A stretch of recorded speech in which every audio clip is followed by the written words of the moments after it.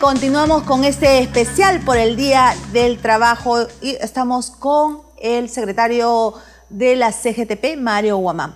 Continuamos, señor Guamán. Bueno, ¿qué pasa? ¿Por qué la gente, los trabajadores en sí, tienen miedo, temor o alguna duda con sindicalizarse? Yo no creo que los trabajadores tienen miedo.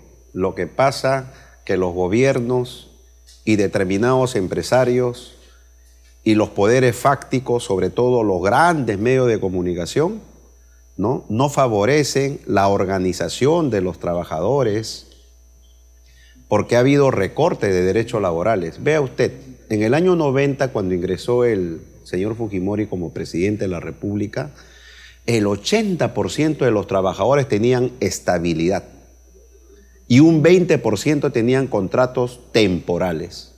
Cuando concluyó el gobierno del señor Fujimori en 10 años, el 80% de los trabajadores estaban con contratos temporales, y apenas un 20% con estabilidad laboral.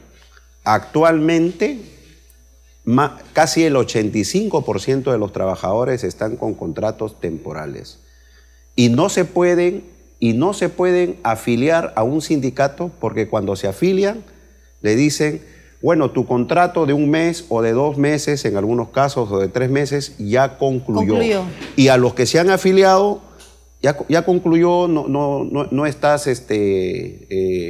haciendo un buen rendimiento en tu labor, cuando muchos de ellos están 10, 15 años trabajando, son los mejores, pero los despiden, porque lo que no quieren es sindicatos. No quieren a los sindicatos. ¿Por qué?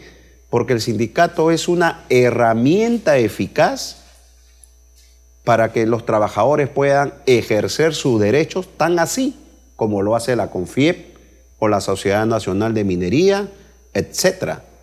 Entonces, no se respetan los derechos fundamentales de libertad sindical y negociación colectiva, que son derechos universales. En todo caso, la CGTP, ¿cómo hace o piensa hacer para elevar la conciencia, en todo caso, del trabajador, para que, bueno, forme un sindicato o, en todo caso, se afilie a él si existe, ¿no? Nosotros estamos afiliando a una buena cantidad de trabajadores en estos últimos años. Por ejemplo, no habían sindicatos en la agroindustria. Ya tenemos más de 10 sindicatos en la agroindustria. Por ejemplo, en Camposol trabajan en su mejor momento entre 8.000 a 12.000 trabajadores.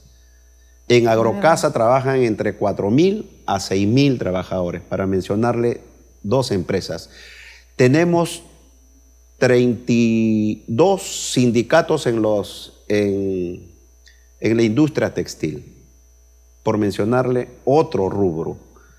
Sin embargo, han atentado contra 2 sindicatos de los servicios de empresas textiles, y lo que eso representa, pues ciertamente, no respetar derechos fundamentales. Sigue ocurriendo ahora y eso es muy preocupante, por supuesto, en un país democrático. Pero también a veces pasa en algunos sindicatos, no digo que en todos, pero pasa ahí el caso de que lamentablemente a veces también dentro de un sindicato hay personas que no solamente lo hacen obviamente por asegurar sus derechos fundamentales, sino que existe también gente que se burocratiza, que no avanza, que no trabaja, que no se desarrolla en sí en sus labores y en su cumplimiento como trabajador, ¿no? Yo creo que también hay eso. De todo puede haber, ¿no? De todo pero puede haber. ¿cómo hacer en todo caso? Por eso yo creo que no es acaso también una labor, pongamos, de la CGTP en concientizar a la gente, en que si bien es cierto, tienen que hacer valer sus derechos fundamentales, ¿no? Pero también están los derechos del trabajador con el que lo contrata, ¿no? O con el Estado, sea privado o el sector privado y en el sector público, obviamente, ¿no? Yo le puedo dar un ejemplo positivo de la Cámara Peruana de la Construcción versus los trabajadores de la construcción. Hay un diálogo hay aumento cada año, hay buenas condiciones de trabajo que sacamos cada año. Por ejemplo, apostamos ahí por la capacitación técnica y los empresarios son conscientes de que nosotros promovemos como trabajadores capacitación técnica con las nuevas técnicas que se están dando en el sistema constructivo y en función al crecimiento del país, del sector, que es muy importante en el sector construcción, y de acuerdo a la productividad se dan los aumentos y los empresarios son conscientes de que la mano de obra productiva del trabajador es muy importante. Pero gran parte de los otros sectores, la verdad, no apuestan por respetar los derechos laborales,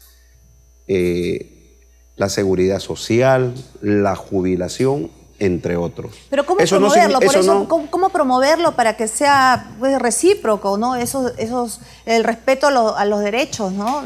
Yo me acuerdo que cuando se negoció la negociación colectiva con aumentos y otros derechos más, Daniela Bugatás estuvo en esa negociación y mencionó textualmente que era un ejemplo muy importante el tema de la construcción entre empresarios y trabajadores. Y dijo que era un ejemplo para que todos los demás sectores debieran de tener negociación colectiva por rama para poder ellos también apostar por ser mejores trabajadores. Pero también eso implica que cuando hay crecimiento, hay más productividad, eso debe reflejarse en un mejor aumento porque el trabajador es el forjador de la riqueza. Y como dicen en la OIT, el capital por sí solo capital humano, no se reproduce. Pero el capital humano es muy importante en toda empresa, ¿no? Fundamental. Pero está también el otro lado de motivarlo, el ir a la par, como dice usted, con el crecimiento, es también una motivación, ¿no? Y la productividad. ¿No? Si hay productividad, bueno, ser recíproco en ambos, ¿no?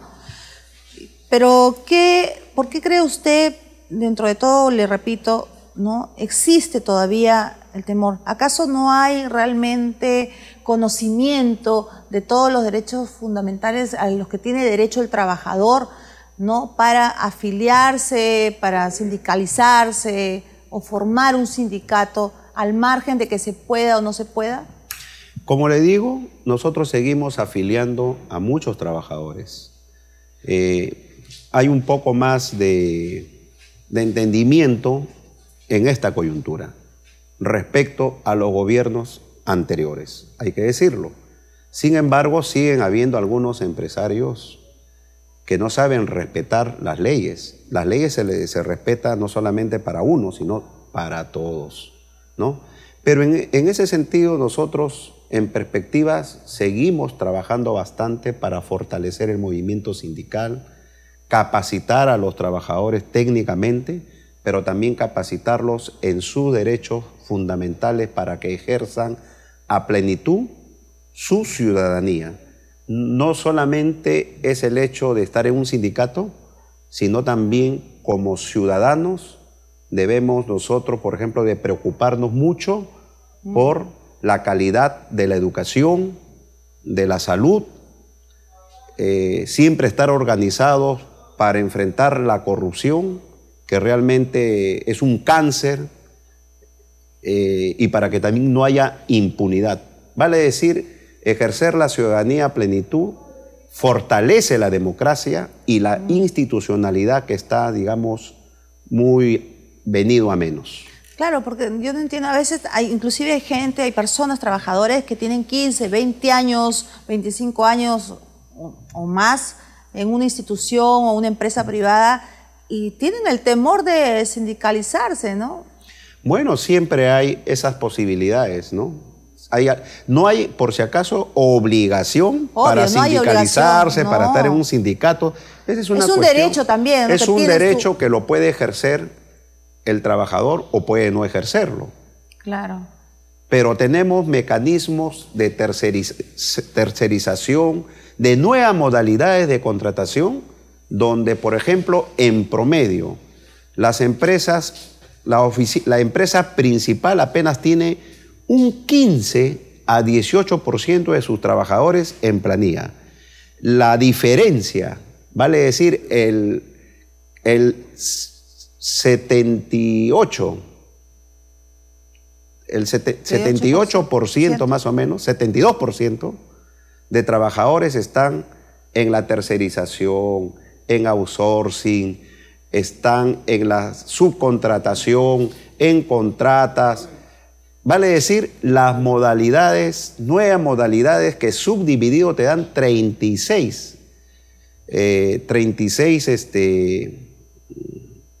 formas de tercerizaciones, y eso en muchas empresas grandes y medianas no se respetan los derechos laborales en ese tipo de tercerizaciones que acabo de mencionarle.